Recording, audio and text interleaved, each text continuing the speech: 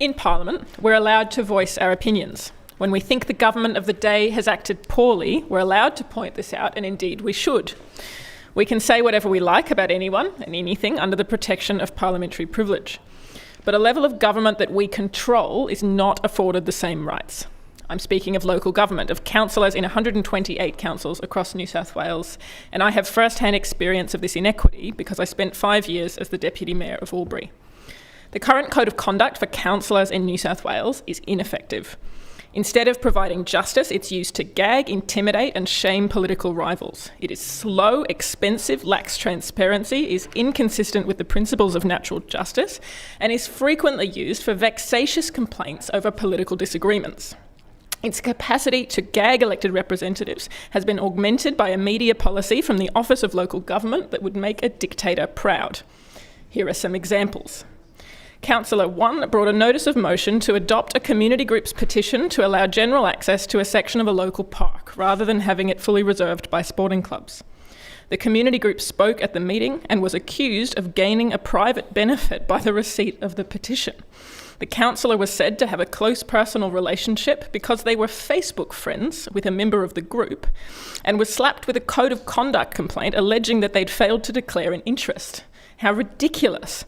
In this case, the conduct reviewer claimed that a conflict of interest exists regarding a public interest issue. How are councillors expected to do their job if they can't raise public interest issues?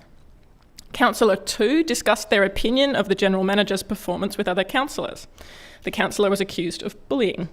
A full investigation and censure was thought warranted.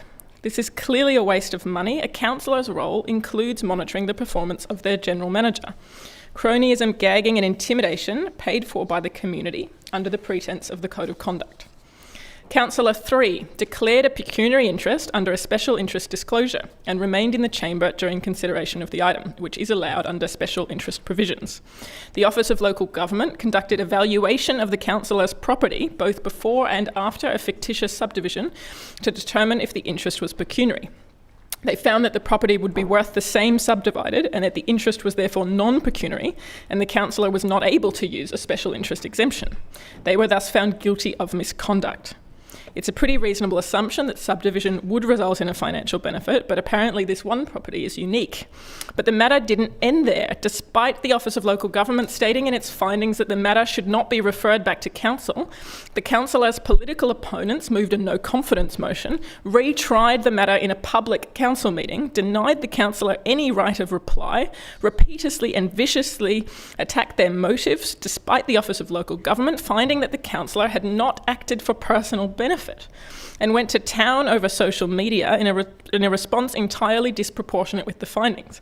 They continue to do so, including via the Mayor's official Facebook page, in an effort to damage an opponent's career and good name. This councillor has no right of appeal or review under the code. Councillor 4 is a well-regarded disability advocate who disagreed with a decision their council made.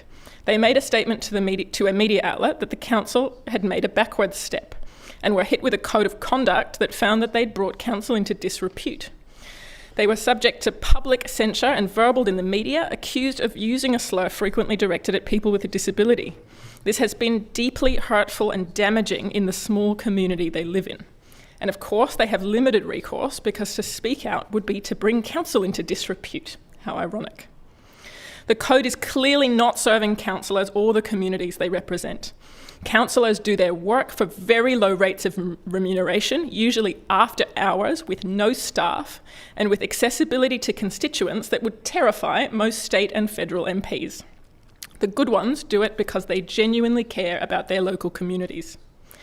The Office of Local Government conducted a review of the Councillor Misconduct Framework and promised that by June, review panels would be set up and that we would have new legislation on the table by September.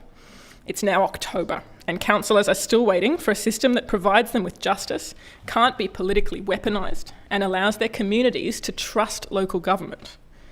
When will the New South Wales Government support councillors as elected representatives at an important level of government and not anything less?